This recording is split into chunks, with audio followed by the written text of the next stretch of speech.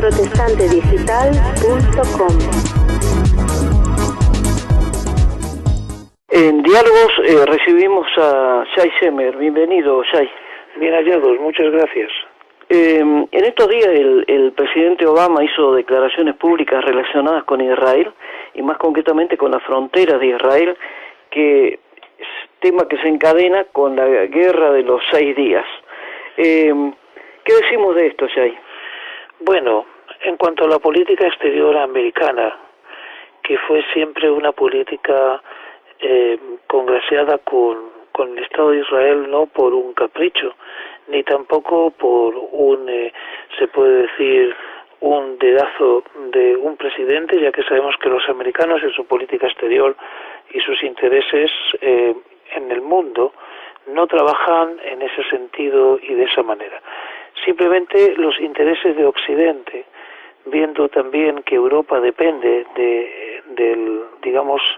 del guardador de una parte del mundo, que es los Estados Unidos, el representante de todo este conglomerado de democracias es el Estado de Israel, que lucha denodadamente no solo por su propia existencia, sino que es una especie de muralla y de filtro a todo lo que se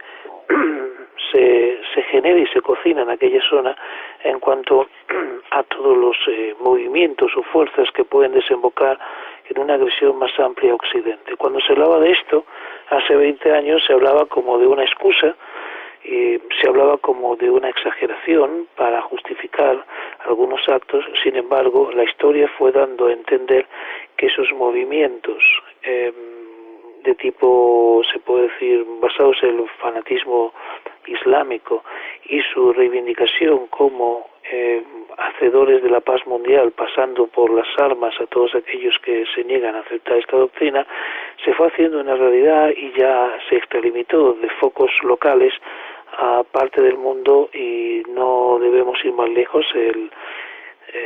La explosión o el atentado que hubo en Buenos Aires del edificio de la AMIA, que causó más de 120 y pico de muertos, y cómo Irán estuvo relacionado con esto. Y todas estas cosas que fueron trascendiendo hasta que la violencia pasó al mismo continente europeo, y como no vamos a recordar el 11 de septiembre. Por eso el trabajo de Israel es fundamental en aquella zona para defender los intereses. No obstante, los países que rodean a Israel alegan también de que Israel puede usar su balance estratégico en contra de ellos en forma injusta, por lo tanto hay que mantener un balance estratégico equidistante. Y es así que los Estados Unidos tienen ventas de armamentos, tanto a una parte como a otra, pero entran otros proveedores, como los coreanos, la Unión Soviética y puede ser también los chinos y a veces los franceses, aunque estaban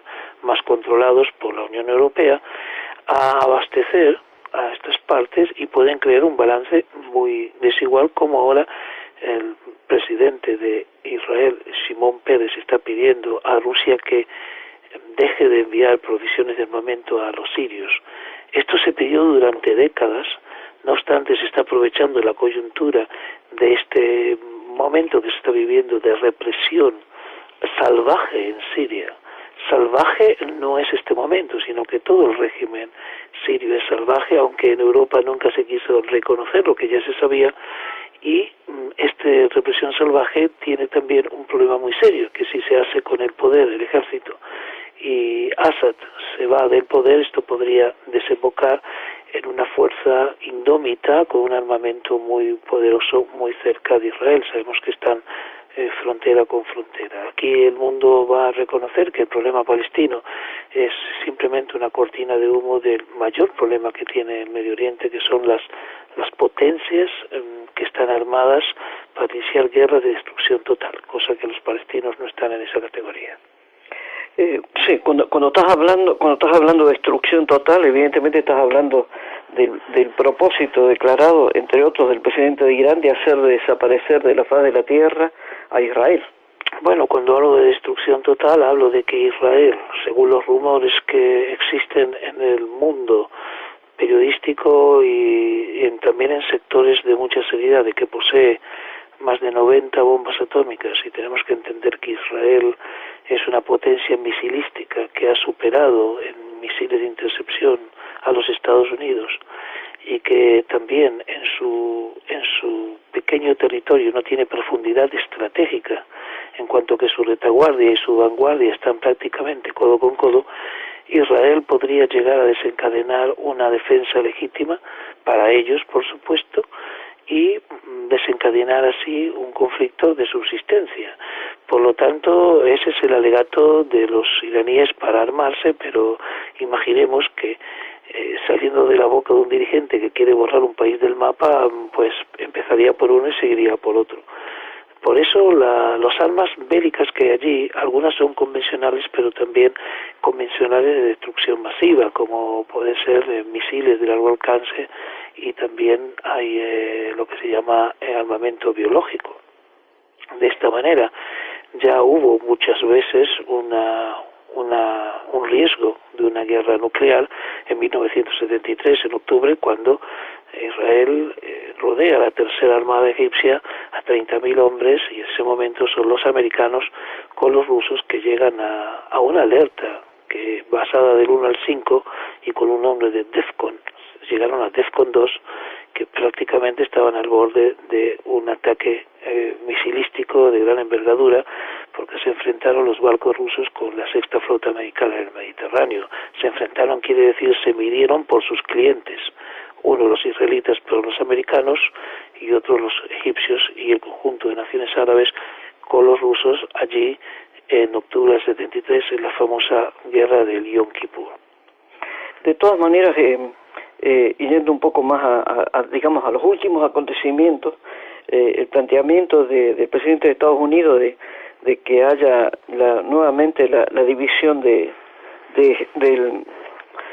la capital Jerusalén y de restaurar las fronteras anteriores a 1967, plantea muchísimos interrogantes, mucho más que las respuestas. Aquí no se trata de principios de pertenencia a la tierra solamente. Los israelitas saben muy bien que no tienen hoy profundidad estratégica. Es decir, no existe con el armamento moderno. Lo que en 1948 o 1967 implicaba una defensa de profundidad, 40 kilómetros, 50 kilómetros, hoy es un absurdo. No obstante, da la sensación que esa profundidad estratégica permite tener unos segundos de ventaja que en el caso de Israel siempre fueron muy bien utilizados. Aún unos segundos pueden ser bien utilizados cuando se trata de salvaguardar fronteras tan estrechas. Además de todo esto, tenemos que comprender de que no existe solamente el problema militar, ejércitos contra ejércitos, sino que todos los movimientos insurgentes que trabajan, tanto el Hezbollah en el Líbano, como el movimiento de los kurdos, que también está trabajando en Siria y también en Irak, y tanto como los movimientos que están contra los ayatolas, y los hermanos musulmanes, todos estos movimientos que parecen reivindicar algo mejor, tienen en sus raíces realmente un endémico problema que aflorará después, que es su concepto, su concepción ideológica de lo que es la vida y la convivencia. Y no son muy diferentes, solamente que tienden a representar a distintos sectores de la población.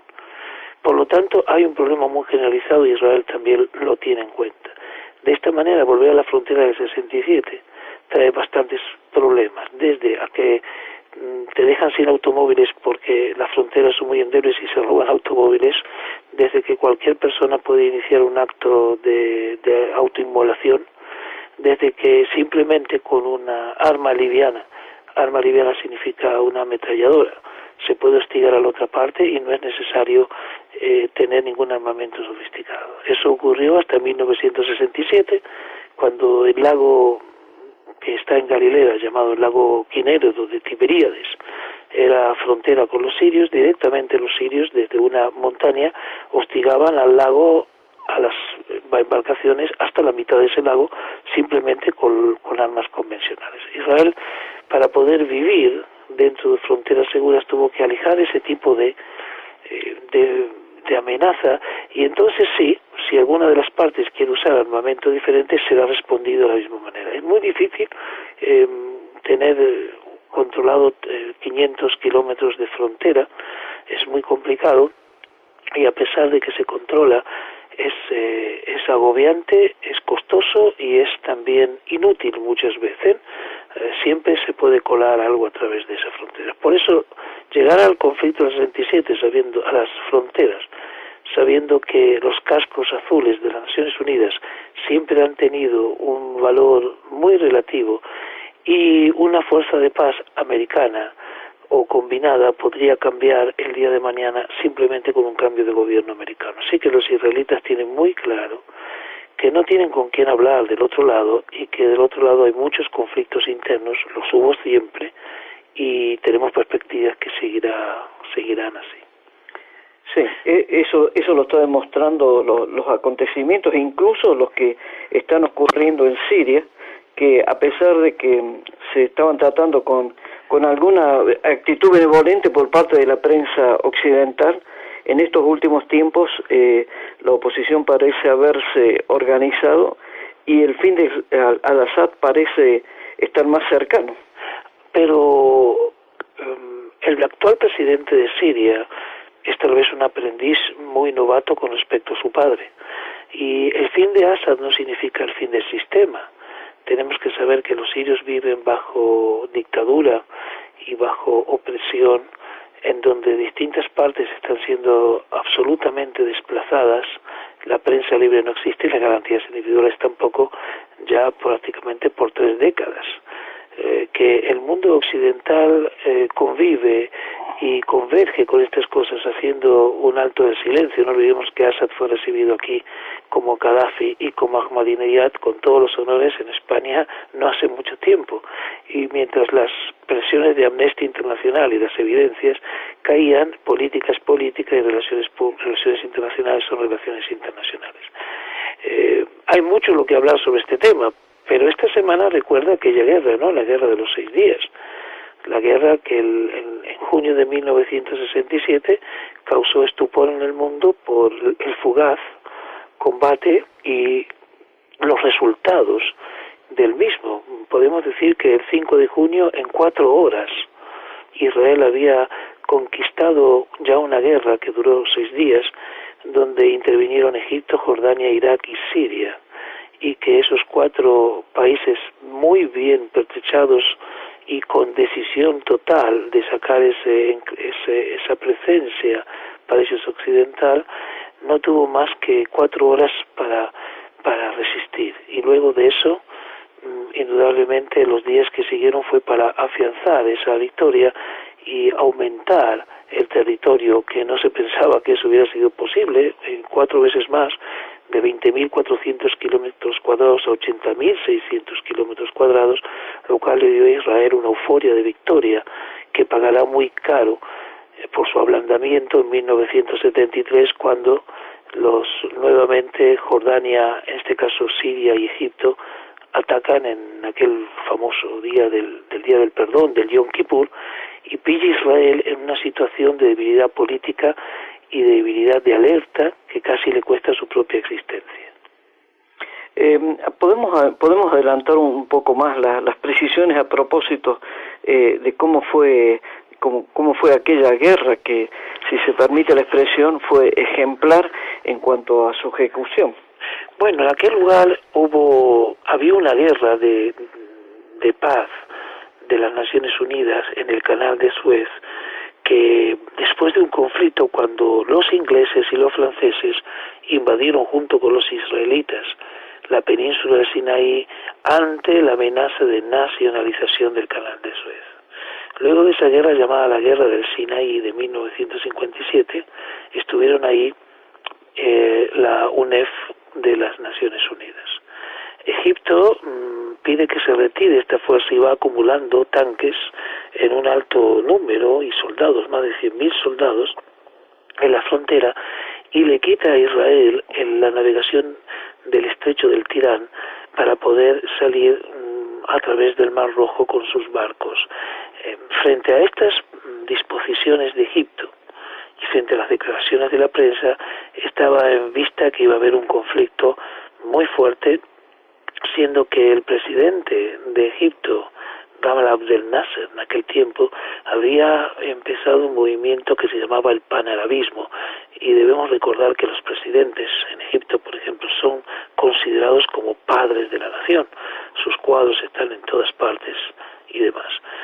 De esta manera, comienza Israel a percatarse de que su existencia, con 3,5 millones de habitantes y 19 años de existencia y no mucha experiencia militar acumulada frente a países que estaban mucho mejor armados y tenían combustible, comienza a preocupar. Ya en mayo de 1967 Egipto solicita la retirada de los cascos azules y de esta manera ya la presión popular en los países y en los países que estaban interviniendo hace que los mandatarios se animen mucho más a hablar en términos de guerra y de conflicto. Israel mostraba cierta sapiencia, pero sabemos por los documentos de que estaban muy atemorizados. Es el mismo comandante en jefe del ejército, Yitzhak Rabin, que fue a posteriori primer ministro asesinado, el que estaba muy dudoso. Y también el ministro en aquel tiempo de defensa, Moshe Dayan, aquel que le faltaba un ojo, trabajaron de una manera fugaz, utilizando armamento hasta ese tiempo francés e inglés, lo cual después de esa guerra dejaron de recibir por un tipo de, digamos, relaciones exteriores y conflicto de exteriores, y utilizando esos armamentos que se equiparaban al de sus enemigos, hicieron esa estrategia de atacar en las primeras horas. Los aviones de Israel volaron a baja altura y en el momento preciso que se elevaron, los radares egipcios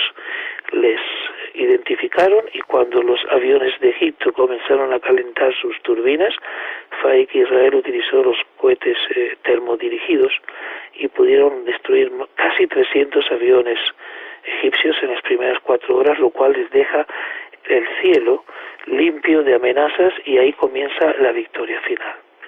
Esto fue en 4 horas y 6 días, algo que asombró al mundo y principalmente a estos enemigos y estos países que quedaron boquiabiertos, como un país formado por inmigrantes y por nativos que hace prácticamente no pelean por 19 siglos, cómo pueden enfrentar a 4 ejércitos y a tanto apoyo popular y ganar una guerra en 4 horas.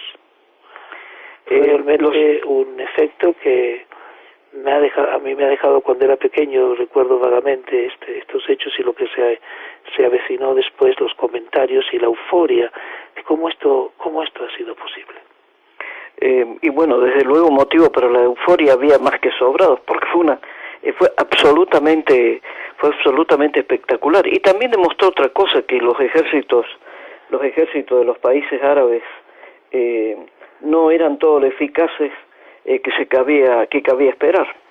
Lo que pasa es que evaluaron correctamente a Israel según un aspecto militar, ya que sus asesores eran los rusos, y ellos tenían una evaluación correcta de Israel. Superaban a Israel 3, 4 y 5 veces el número de armamento y personal. Todo el personal de los países intervinientes estaban adiestrados, y simplemente por una guerra de desgaste, un problema humano, un problema de alimentos y un problema energético, es decir, por todos estos aspectos que podrían generarse, Israel tendría que capitular. Y dentro de la opinión militar no hay ningún experto que opinaría lo contrario. Es decir, el problema está que no sabían ellos, ni los rusos, ni los americanos, a quién se estaban enfrentando. Se estaban enfrentando al mismo ejército, o a un ejército que proviene o está ligado a un pueblo que tiene una trayectoria histórico-bíblica que tal vez hay que tener en cuenta para analizar estos temas, saliendo de la simple lógica de la estrategia militar y entrando en temas más místicos y más bíblicos. Es el mismo rey David, en 1 Samuel 17, que se jacta frente a los soldados de Israel, comandados por el rey Saúl, ¿por qué tienen tanto miedo frente al gigante Goliat? Y le dice, ¿quién es este incircunciso que desafía a los ejércitos del Dios viviente. Esos ejércitos del Dios viviente indudablemente no eran tal vez ese ejército que le estaba escuchando a David. Sin embargo, en algún lugar estaban, porque esos ejércitos del Dios viviente están constantemente en aquel lugar. Ya lo dijo el profeta Eliseo cuando se vio amenazado y su sirviente le dijo, estamos solos. Y entonces le pidió a Dios que le haga ver, y vieron todas las montañas llenas de soldados y de ejércitos listos para la batalla. Este es un tema muy interesante porque se han tomado relatos de la guerra que están en los libros de guerra como curiosidades, y son curiosidades para algunos y para otros, como para mí, ya son hechos muy relevantes, ya que hay batallas en la guerra de los 6 días que no se pueden comprender, como en este caso, si una dotación de tanques egipcios van avanzando hacia una dotación que es la mitad de tanques israelíes y salen despavoridos sus tripulantes y dejan los tanques en la posición en donde estaban.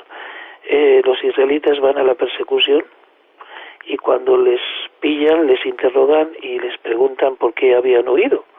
Y dicen porque habían visto dotaciones y dotaciones de tanques frente a ellos. Eso quedó relatado en los libros de guerra y es muy interesante. Son relatos curiosos que no se tomaron en cuenta desde el punto de vista militar, depende quién sea el que los lea. Si lo leemos a la luz de David y a la luz de Eliseo, entendemos qué fue lo que pasó. Yo creo que este aspecto que estás mencionando, sin la menor duda, debería aplicarse a todas las cuestiones vinculadas con Israel, porque, por ejemplo, cuando se dice Jerusalén debe ser dividida, es verdad, eso es un propósito de hombres, pero evidentemente no es el propósito de Dios. Si nosotros leemos el Salmo 122, para los que leemos la Biblia y para los que nos interesamos, porque la Biblia es un desafío a la mente racional. Y si bien hay que tener muchos conocimientos a veces para leer la palabra, porque nos metemos en la lingüística, la filología, los textos comparados, ese mismo conocimiento es ese que nos puede plantear una disyuntiva cuando debemos optar por una interpretación absolutamente diferente a lo que nuestra lógica nos está imponiendo. Y es, por ejemplo, que en las batallas que Israel está librando y en las batallas que Israel ha ganado en la historia, siempre está presente el tema de los pactos y el tema de que el Dios de Israel guarda a su pueblo. Si tomamos en base de que en Deuteronomio 11, capítulo 11, versículo 11 y 12, dicen que los ojos del Señor están todo el día y todos los días guardando aquella tierra, implica a sus habitantes. Y desde que, por ejemplo, Amós 9:14 habla de que los retornará a la tierra, los plantará allí y nadie los moverá, yo el Señor, por ejemplo. O por ejemplo Ezequiel 36:20 en adelante, donde el Señor, digamos, furioso porque la santidad de su nombre no está siendo llevada adelante con una talla por sus escogidos, Él hará una gran santificación de su nombre, recogiendo a los israelitas de todas las tierras a donde Él los ha arrojado y los traerá al país que les prometió a sus padres, solo para santificar su nombre ante las naciones y para que las naciones teman delante de un Dios que hace ese acto tan milagroso que hasta un mono se podría dar cuenta de que eso no es natural. ¿Cómo se va a recoger un pueblo disperso por 2000 años? Se los traerá a un país y convertirá ese país en un vergel y podrán combatir contra todos sus enemigos, 10 veces mayor que ellos, y ganarán todas las batallas.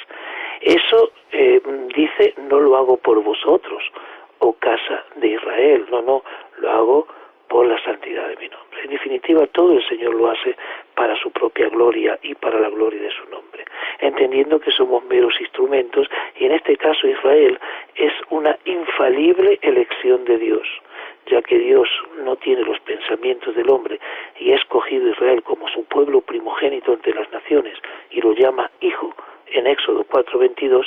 La infalibilidad del Dios de Israel es total.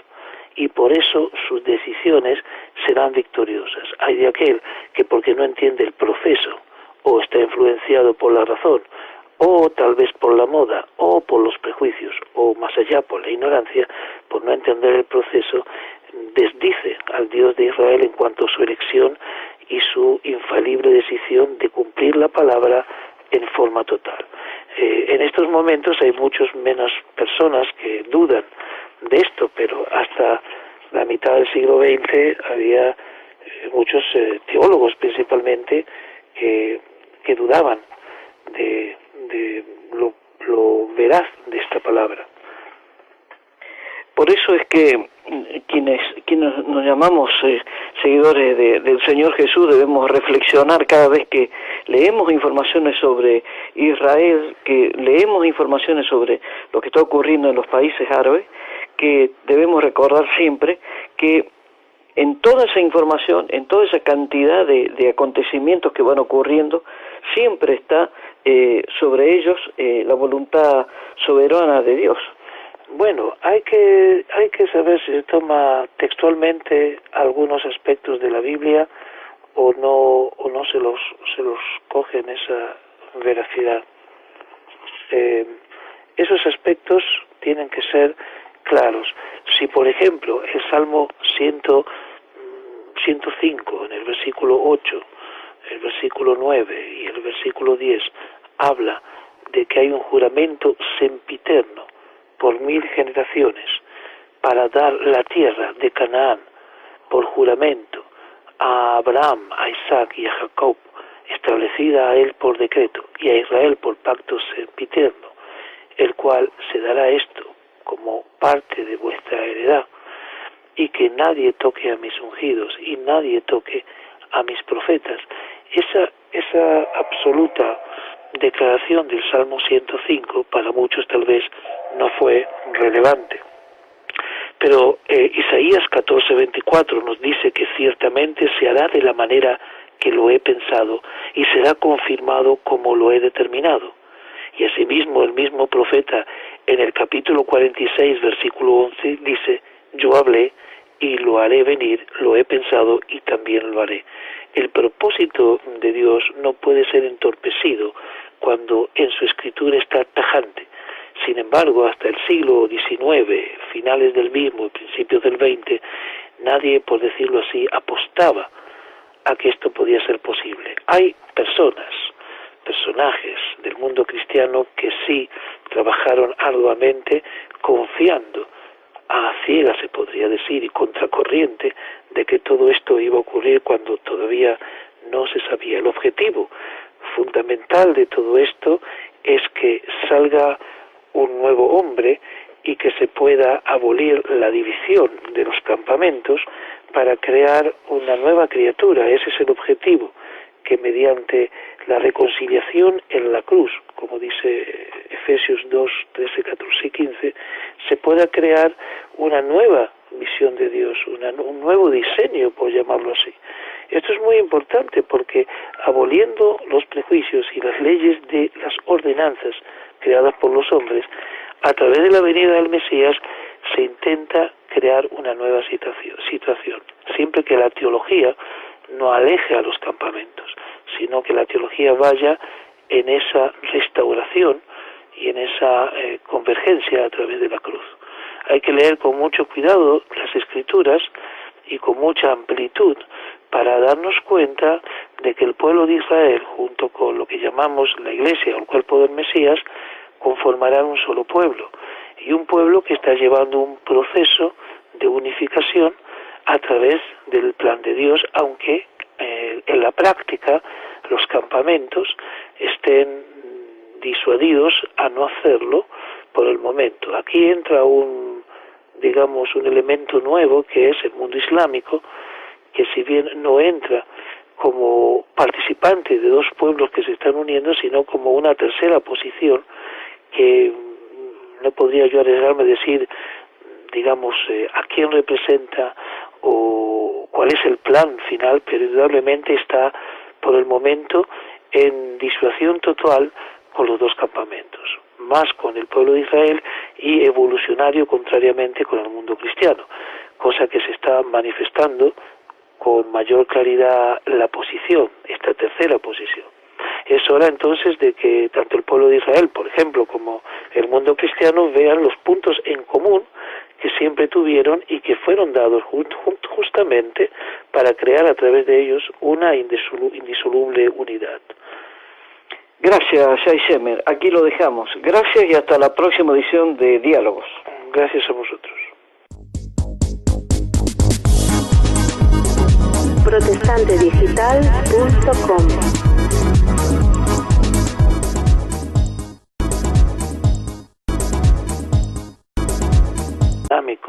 y su reivindicación como hacedores de la paz mundial, pasando por las armas a todos aquellos que se niegan a aceptar esta doctrina, se fue haciendo una realidad y ya se extralimitó de focos locales a parte del mundo, y no debemos ir más lejos.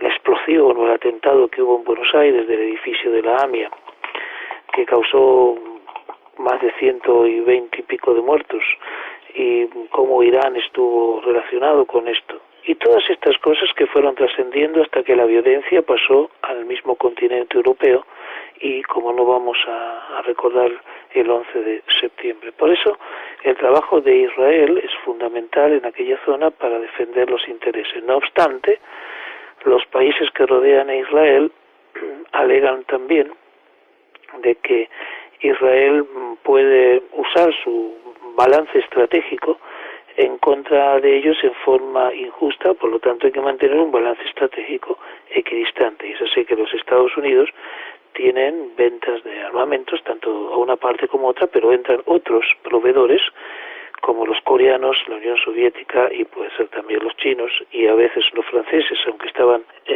congraciada con el Estado de Israel no por un capricho, ni tampoco por se puede decir, un dedazo de un presidente, ya que sabemos que los americanos en su política exterior y sus intereses en el mundo no trabajan en ese sentido y de esa manera.